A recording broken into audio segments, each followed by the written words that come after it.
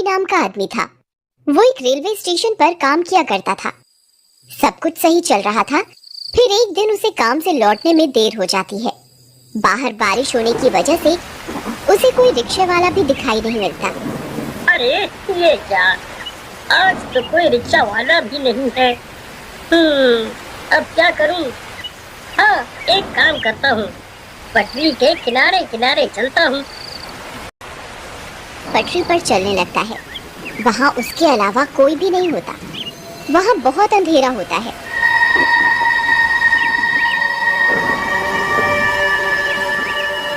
हे भगवान, यहाँ तो बहुत अंधेरा है। कहीं मैंने इस रास्ते से आकर कोई गलती तो नहीं कर दी? तभी पीछे से कोई उसका नाम पुकारता है, गोपी गोपी। अरे तुम मर गए रे, यहाँ तो कोई भी नहीं है।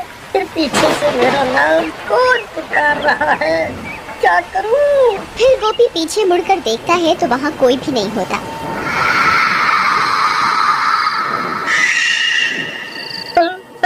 अरे यहाँ तो कोई भी नहीं है। हे भगवान, कहीं वो अफवाह सच तो नहीं? नहीं नहीं, ऐसा नहीं हो सकता।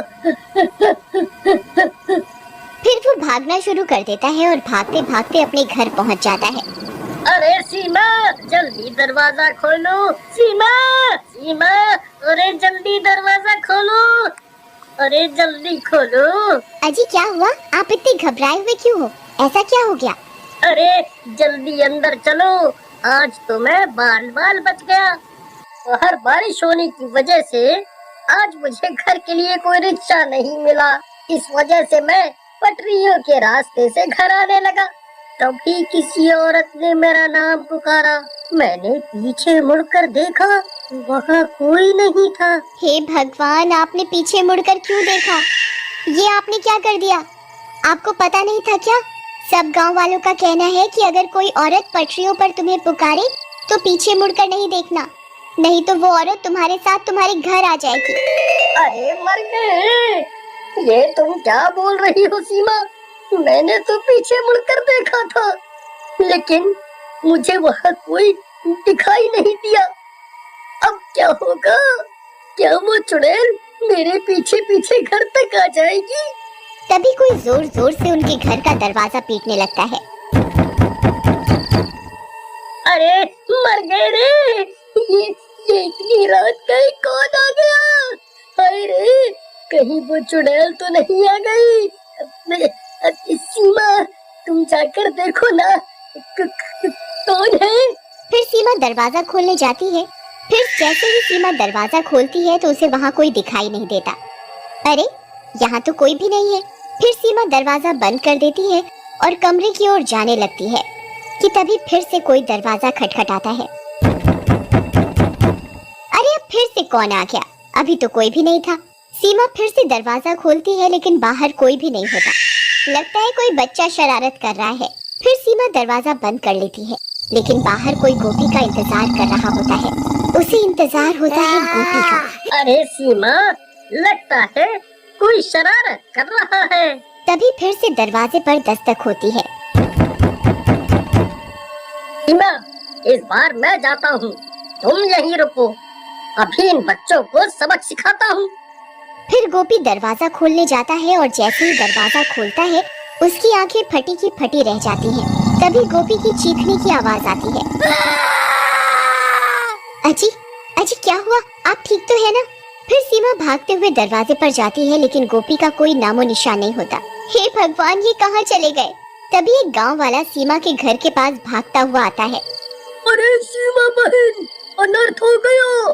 तुम्हारे घर एक औरत सफेद साड़ी में आई और गोपी भाई को घसीटते हुए अपने साथ पटरियों की तरफ ले गई। लेकिन ये कैसे हो सकता है? भला एक औरत इन्हें कैसे घसीट सकती है? अरे बहना, वह कोई आम औरत नहीं थी। उसके पैर उल्टे थे। वो वही चुड़ैल थी जिसे लोगों ने अक्सर पटरियों पर चलते हुए देखा है। हे भगवान, वीरू भैया, हमें इन्हें बचाना होगा। आप चलिए मेरे साथ। फिर वे लोग अपने साथ कुछ गांव वालों को लेकर उन रेल की पटरियों की तरफ जाते हैं। वहाँ बहुत अंधेरा होता है। अरे गोपी आप कहाँ हैं? गोपी भैया, क्या आप मुझे सुन सकते हैं? अरे भाइयों, मैं यहाँ हूँ, इधर देखो आगे की तरफ, मुझे बचाओ, कोई मेरी मदद करो। अरे ये तो गोपी भैया की आवाज है, ये तो सामने से आ रही है, चलो भाइयों। फिर वे लोग दौड़ते हुए गोपी की आवाज का पीछा करने लगते हैं और कुछ ही देर में वहां पहुंच जाते हैं। वहां पहुंचकर उनकी आंखें फटी की फटी रह जाती हैं। चुड़ैल थे। गांव वाले कहते थे कि उसकी आंखें लाल थी और वह रात में जंगल में घूमती थी। गांव के बच्चे उससे बहुत डरते थे और उनके माता पिता उन्हें रात में बाहर न जाने की सलाह देते थे। एक रात गांव का एक लड़का जिसका नाम राजू था, अपने दोस्तों के साथ साहसिकता दिखाने के लिए जंगल में चला गया। वे जंगल के अंदर गहरे चले गए और अचानक उन्हें एक पुराना टूटा फूटा घर दिखाई दिया। घर के चारों ओर घने पेड़ थे और वहां अजीब सी खामोशी थी। राजू और उसके दोस्त हिम्मत करके उस घर के पास गए। घर के अंदर घुसते ही उन्हें ठंडक महसूस हुई और अजीब सी आवाजें सुनाई देने लगी। वे सब डर गए और भागने की कोशिश करने लगे, लेकिन तभी उन्होंने देखा कि दरवाजा खुद ब खुद बंद हो गया था।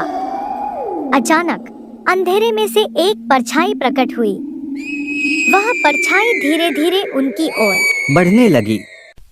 राजू ने अपनी टॉर्च जलाकर देखा तो वह चुड़ैल थी। उसकी लाल आंखें चमक रही थीं और वह डरावनी हंसी हंस रही थी।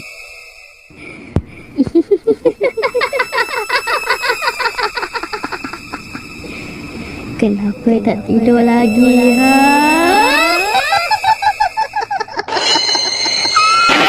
अबे भाग जल्दी यहाँ से, तू तो साले फंसा देगा किसी दिन हम लोगों को। तुझे यही जगह मिली थी साले आने के लिए, तू तो मरेगा ही मरेगा, हम सबको ही मार डालेगा। चल जल्दी से भाग यहाँ से, बाहर निकल जितना जल्दी हो सके।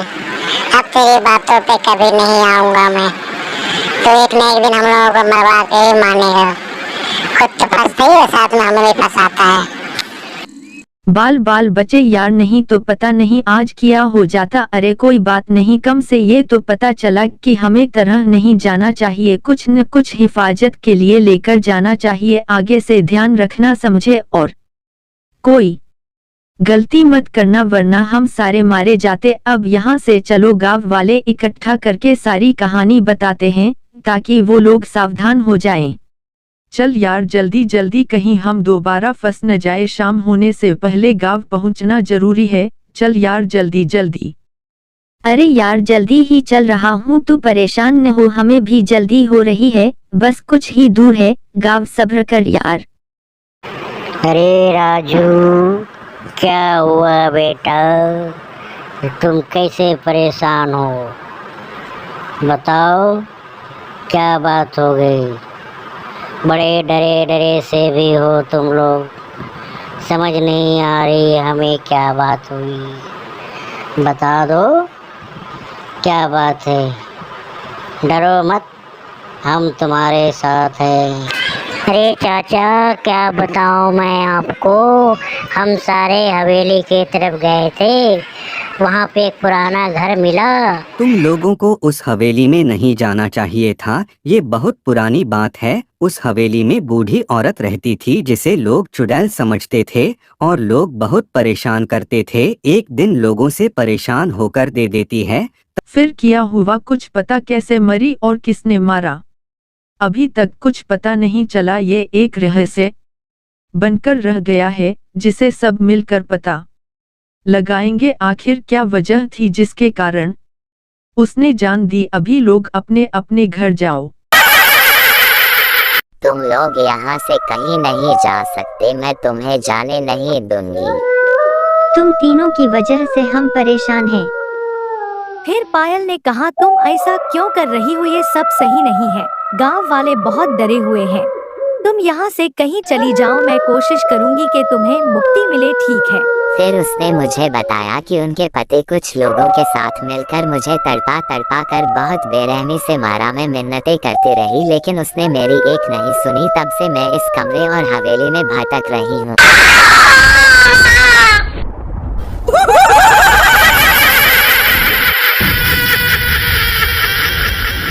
या भूत के रूप में प्रस्तुत की जाती है, जो विशेष रूप से रात के समय लोगों को डराने और नुकसान पहुंचाने के लिए जानी जाती है। यहाँ एक छोटी सी चुड़ैल की कहानी है। चुड़ैल की कहानी बहुत समय पहले की बात है। एक गांव में एक औरत रहती थी जिसका नाम चंद्रकला था। वह बहुत ही सुंदर थी और उसकी सुंदरता की चर्चा दूर दूर तक थी, लेकिन उसकी किस्मत खराब थी।